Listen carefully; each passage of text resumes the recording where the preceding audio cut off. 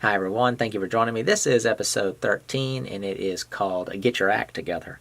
The main point of this video, I wrote down my goal on my dry erase boards, and it's to present thoughts to those that don't know whether to poop or go blind. So I'm being a little dramatic here just to be fun. But some people, and I wrote this down after doing some Googling about some things, don't know what future course of action to take.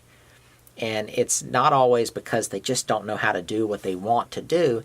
They don't even know what they want, and then a lot of times a person doesn't even know themselves well enough to even kind of know what it is they want out of life. They're just kind of existing, and that is a tricky place to be. And I think one way or another we've all kind of felt that way. I have on multiple occasions, and I think for me it's happened at like these different like stages in life where for a while you do one thing and you are this person. Well, all of a sudden then the stage of life changes. Say it's just you graduate high school. Well, all of a sudden that whole world is just done. And then you maybe go to college, or if you go to college, and then while you're there, it's just like this world develops, and all of a sudden it's over, and it's just like so cold turkey, and it's done. And then, so I think throughout those stages, you have to develop something that's independent of all that stuff, that kind of who you are, what you like about yourself, what really makes you happy. And then that will kind of help you know what it is you want. And then from there, you can kind of ask the right questions. As far as asking the right questions go, I get asked questions all the time. Keep in mind, I'm basically one of y'all. I just have a camera and an internet connection. Other than that, there's nothing really all that different about me than y'all. We just may be in different places at the moment. A lot of y'all will catch up to where I am as far as like the financial stuff and the houses and all that. A lot of people will surpass me. It's that way with a lot of YouTube stuff. I've had people in the past ask me advice on how to start YouTube channels, and they're like kind of in awe at the size of my YouTube channel, and then I'll check back with them maybe like a year later and they've got a channel with 1 million subscribers. So you never know what's going to happen. You just make the best effort you can. Yeah. So I think the thing to kind of like mention is sometimes people just don't know what to do at all, and that could be for one reason or another. That could just be because they never had the examples, the experiences, the opportunities that kind of lead up to stuff, and some of that is their own fault. Some of it is other people's fault, if you want to call it that, blaming things. But the easiest person to kind of control in a situation is yourself. If you got some other people kind of holding you down, the best thing to probably do is to try to distance yourself from the people holding you down and just kind of take control of your own situation and kind of set yourself up to where other people can't disappoint you, or other people can't be in charge of you to that level potentially. I think that's one thing that's kind of kept me happy in life. And this is going to be a side note, but I think certain aspects of life, or the way you hear about them talked, have gotten pretty shallow, where and people's expectations, I guess, is I may have been going this wrong way saying shallow, but people expect that at every moment you should be happy. And I think it's good to be a generally happy, positive person, but you're not going to be happy at all times. If you're happy all the time, all the way through life, I mean, you're probably dreaming, or you have something wrong with you, because not everything... Hey, I don't think we were put here to just be strictly happy. I mean, there's just going to be certain aspects of life that are just simply realistic, and you may be content with them, but it's not always going to be happy, happy, happy. And I think kind of admitting that and understanding that, and to not expect everything to be happy town, is a great place to kind of, or a foundation to start at, or just a baseline, or whatever you would consider it. But on the topic of this video, the main topic is really talking about kind of modeling people. There's a certain person that I know that it is just like it looks like they probably just walk from one corner of a room to another all day long. They're not going anywhere. It's just the way they present themselves and everything. It just doesn't look like they have a fireball's chance in a hot place in life, as far as, where things are going for them. So if you can get to the point to where you kind of realize that what you're doing isn't something that really makes you that happy, and that you just want to take action, but that's all you know. You just want to do something, but you don't know. I think the best thing to do is to look to the people in your life that you know have it together on some level, or that you admire in a positive way. So if you've got something going wrong in your life and it's a result of admiring a certain person, maybe that's not the person to admire and model. But say I think a good way to say this is some people kind of take on this loud personality where they cuss. Every time they're on the phone, they're all exaggerated, and they're talking to the person on the phone, but it kind of seems like they're also wanting everyone else around them to hear them, and they maybe sound aggressive and all this type of stuff. I think that's the same thing as some animal puffing up to seem a little bigger than they really are. And then also a lot of times those people will present themselves in certain ways that I don't think helps them. I think if you can be a person who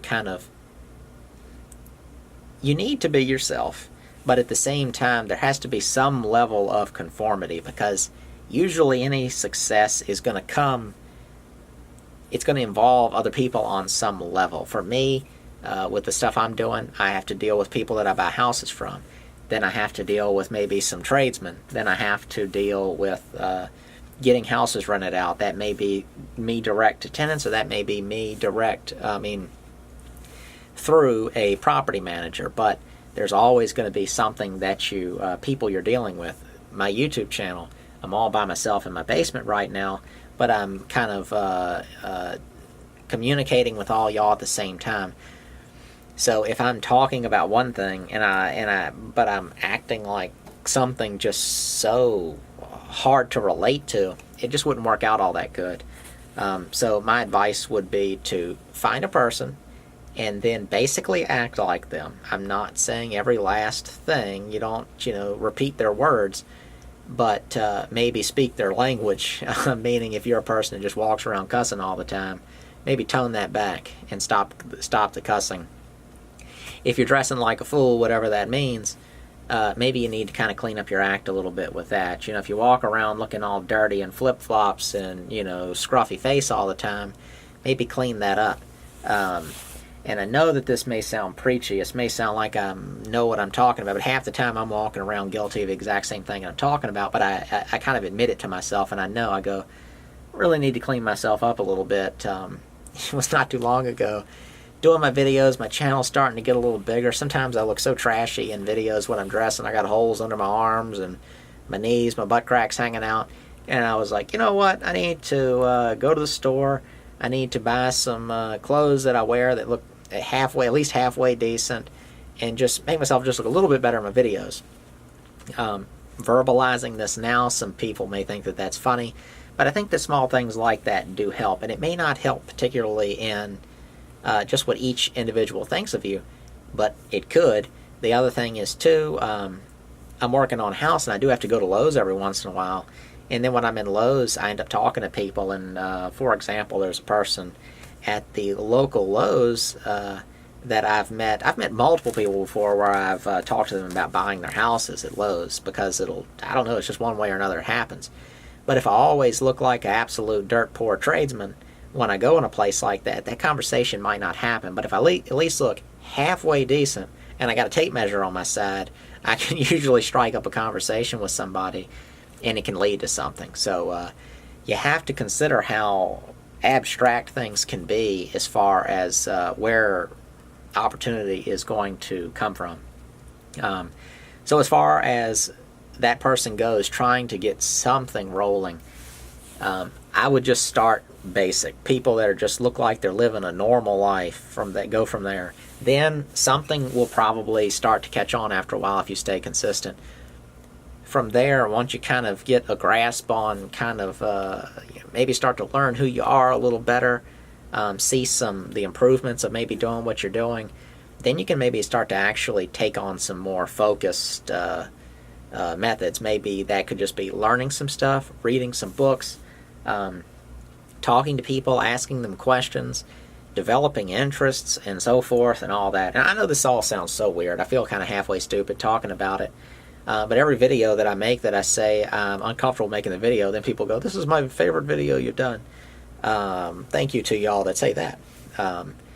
But in general, this will probably get me hated by a few people, but not enough people watch these videos to make a difference. But I think general clean living is going to help. If you're being normal, if you are positive towards people, if you don't get mixed up in things that can get you in trouble. I don't want to say anything in particular because people think I'm being snooty or something. Surround yourself with good people. A lot of people, I think they end up with friends that are very similar to them. And I think a lot of times too, because they do that because if your friends are the same as you, your friends don't really challenge you very much. Versus if you get involved with people who are always kind of interested in proving themselves, you will be challenged. It may just be through you being self-conscious, or it may be through kind of being part of that group. They may go, well, what are you doing? What do you got going on? Well, why don't you do this?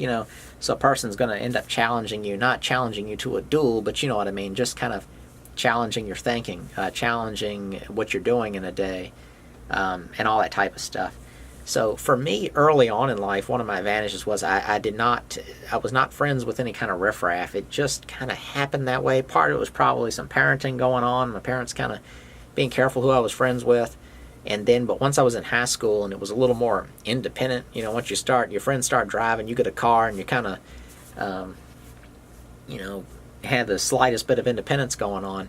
I just was fortunate that I just didn't get mixed up in a lot of stuff, and that came out I think in a very positive way. I never got mixed up in any kind of substances or whatever.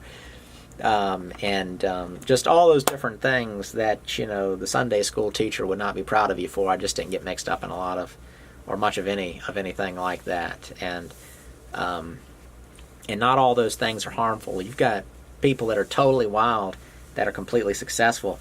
But I think a lot of times those people are kind of anomalies. I think the average person that's successful is a relatively average, boring person that has just sort of stayed on the general straight and narrow path. And so as boring as that is to hear, I think that's what a lot of people really need to do. You can't have fun all the time. There's a certain amount of buckling down. There's a certain amount of control you have to have over yourself, your urges. Recently I heard somebody talking about it, and they basically said that people need to be inhibited at least a little bit, that it's not good to be totally uninhibited because, you see what that gets you. I mean, what that gets certain people. It gets out of control, and stuff happens pretty much every time, it seems like. Any time that I've ever kind of gone away from what I know is the right thing to do, it just seems to bite me in the end. So I've just learned that, and now I try to just be the best version of myself that I can, which that's far from perfect. My faults within myself are I can be extremely impatient with other people. I can get annoyed fairly easy with people. And a lot of times these are the people that are closest to me. I'm guilty of it with my own wife. I'll just I can be annoyed easy. I don't know what it is. I think a lot of it is I'm extremely observant with a lot of things as far as my senses go. So it's just tricky when you live the majority of your life not right on, right beside somebody, and all of a sudden then you're married. So that's a separate topic. But to know those things about yourself and then make improvements, and that is one thing that I will say, like knowing, what's wrong with you, that's a big step. And then taking that action, though, that is tough to be consistent with it, too.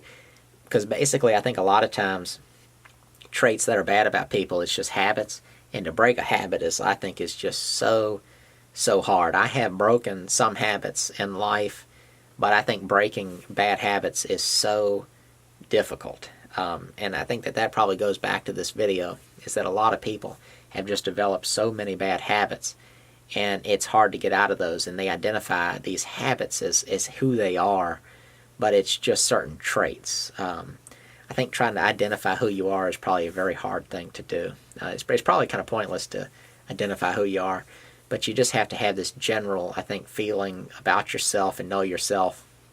One thing that I've tried to avoid in life is having titles attached to me, whether that be self-imposed or other people doing it. granted, like for one example is I don't drink any kind of alcohol, and I don't smoke cigarettes or anything like that, or do any kind of drugs. So when I got in college, I never thought about it, really. I just didn't drink anything. It just wasn't something that my family did, and I never developed the urge, and I just happened to have friends that didn't do it, and the ones that did do some of those things, it just wasn't an influence on me. The peer pressure thing hasn't really been a big issue with me. But when I got to college, obviously there's a whole lot of things going on that that were things that I wasn't doing, and you're presented with those things and the option to do those things. And it wasn't a big deal for me. The peer pressure part wasn't a problem, so I just said no thanks to somebody. And they go, no, I don't mind. Here, have one. And I'm like, well, I actually don't drink. And then they go, oh, okay. And they go, so you're straight edge. And I'm like, what's that mean? And they go, well, it means you don't do this, you don't do that. And I just thought it was funny. I remember the first time I laughed, and I said, why is it called something? I said, so what's it called if you do those things? And that's where somebody didn't want to be my friend anymore.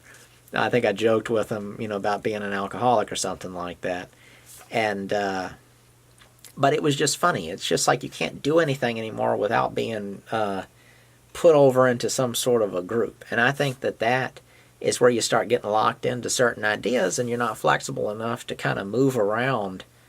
For example, when I was in high school, I was I was not like the popular person or anything like that, but I could kind of mingle with everybody. I was friendly with the cool kids. I was friendly with the kids who weren't considered the cool kids. I was friendly with the weird kids. I was friendly with everybody, and so I could kind of move in and out of a lot of different situations without feeling awkward. Now, you put me in front of the best-looking girl in the cool kid group, I might start stuttering a little bit, but that's totally different.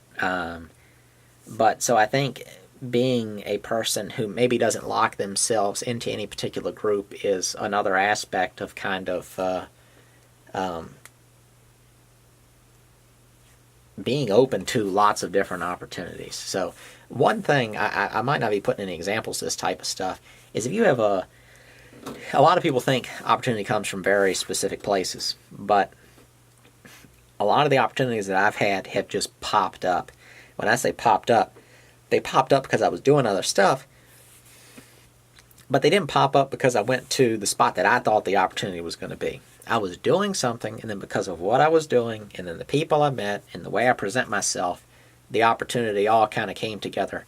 One of them was when I had the stucco job or parge job done on the $12,000 house that I renovated. The person that came and did that job, I was very friendly with him. He was a nice older fella. I talked with him a lot, and he asked me what I was doing. I told him what I was doing, and then he asked me. He said, what kind of places you looking for? So he was not sizing me up, but he was getting to something at this point, and I didn't quite get it yet. And I said, I'm open to anything. I said, it's no one thing. I said, if it's something I don't have enough money for, I'll figure that out. If it's not the right fit for me, I may find the right person to fit the thing, and then maybe try to capitalize on that. And I said, so I'm up for whatever. And I said, but yeah, I'm looking for houses. And then that's when he said, well, I got a house. And in that, I ended up doing a whole deal that cost me $0 and made more money at one time than I ever made in my life. And it was all just because of taking action. I was doing something that creates the opportunity for opportunity. I mean, the opportunity for opportunity. And then it... just the way I was presenting myself as a nice, normal guy, talking to him, he could relate to me. While he's working on the house, I'm working on the house. It wasn't just me standing there in a suit in the corner or, a scowl in the corner with a bad attitude. I was normal, and then it came up. It wasn't because I was chasing it down. So that is kind of an example of a bigger opportunity, but there's a lot of other smaller stuff that can lead to the big stuff down the road that if you focus on those things... just that self-improvement that may lead to this type of stuff. It could be as simple as you're at a gas station getting gas, and I don't know, somebody pulls up on the other side of the pump that's got the same car as you, and you could end up in a conversation with them that leads to something, but maybe you've got this look about you that makes you look a little standoffish, so that never occurs. So there's all different kinds of crazy stuff. I bet you the... missed opportunities, the pile of missed opportunities in this world is just so huge, where something just so nearly happened, but it didn't because of something relatively small and unimportant. So I think this is where I should end this video now. I think if I keep going, what are we at? 20 minutes. That sounds good. I'll get going too far. Before I go, I think I will want to talk about some different types of videos that I'd like to make and get y'all's take on them, and then maybe some variations on what I'm thinking. I'd like to maybe make some videos. This video, for example, I'm saying you. I sound like I'm maybe talking to the person with the problem, but I think in videos like this, sometimes you're talking to a person that is in a position to maybe go help somebody. So me talking about this is just sort of talking to a person, giving them some ideas of how they can go help somebody and present that person with some thoughts. Or maybe talking to that person that just stumbles upon this video somehow on YouTube. But some of the other topics that I'm interested in doing are some kids videos. So I thought it would be cool to do some videos that are like business ideas for kids, investing for kids, finances for kids, and come up with a way to talk about some of this stuff that is very kid-friendly, that maybe parents, grandparents, aunts, uncles, caretakers, whatever, can maybe watch some of these videos with the kids, or just get ideas from them that they can then maybe present to some younger people, kids, teenagers, whatever, it doesn't matter, different age groups. Because I also get people that are a lot older going, I'm this age, and I don't think I can pull off as much as you can because of my age, physical issues, etc.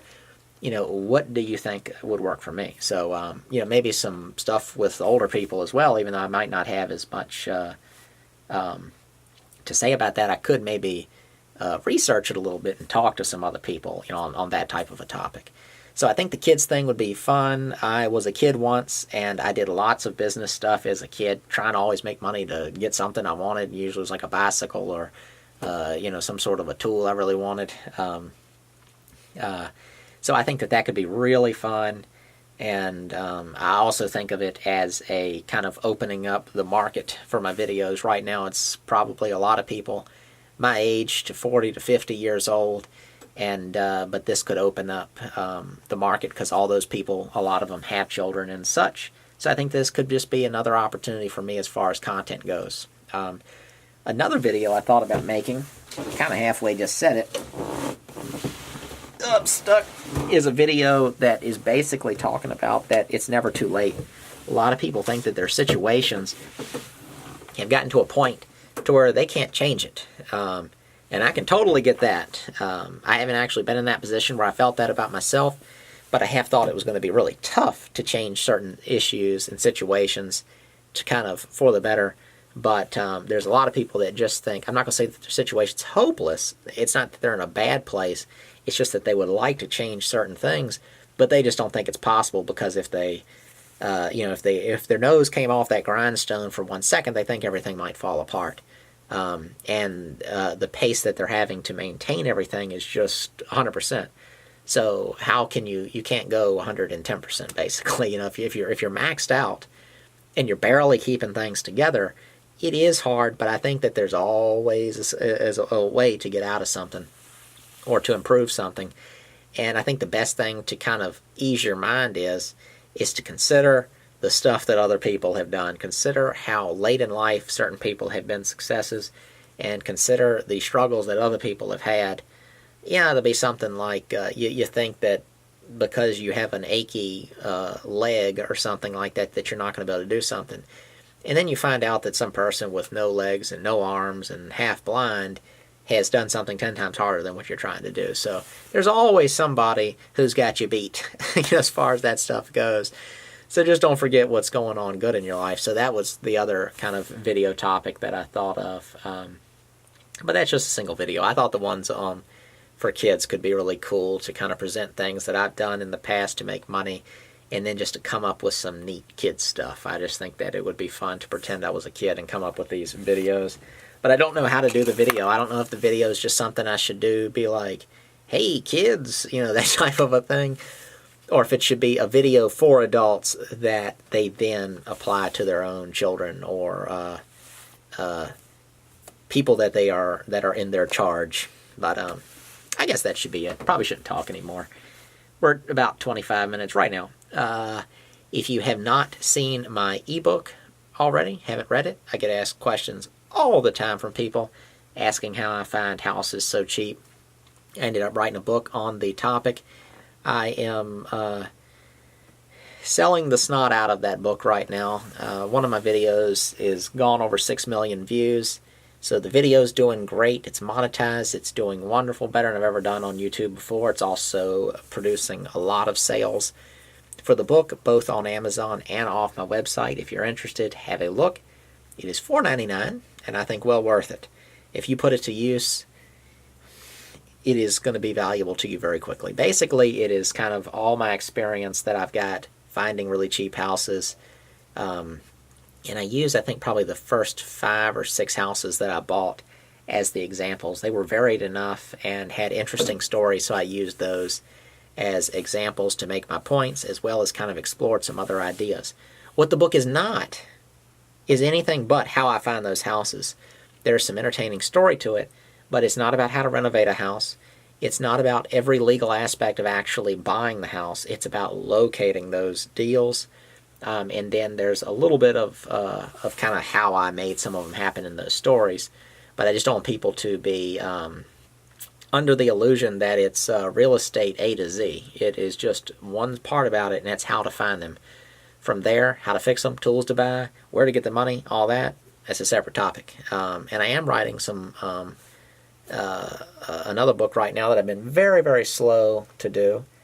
And when I told that little quick part earlier about the Mason, that I ended up kind of getting involved in a deal that cost me $0 and made me more money I've ever made before, the book is basically on that topic of how I went about doing that deal. And I've only done it once, but it's one of those situations where you only need to do it once to know how good it is and to know how to do it. I have not had time to fool with anything like that again afterwards, but it was a way to make a lot of money with $0, and it happened over a span of about 3 months, but it was really only a handful of hours of actual time that I was working. So I think that's all we can say in this video. Check those links below. Leave a thumbs up if you feel like it, if you enjoy these videos. If you don't do it. Give me a thumbs down if you want. I'm okay with that too. Does the same thing as a thumbs up does as far as the these videos doing good. Leave a comment. Comments are very appreciated. That's not just because I want that interaction going on down there. It's because these videos are directly related to what y'all request. And lately a lot of people have just been giving me pats on the backs and saying these videos are great. Don't question what you're doing. They're helpful. But what would really help me back is if y'all told me what you want to hear. Ask the questions. Or give me suggestions for video topics, because I've got plenty to say. I just need to know what it is y'all want to talk about. Thank you for watching. I'll see you in the next one.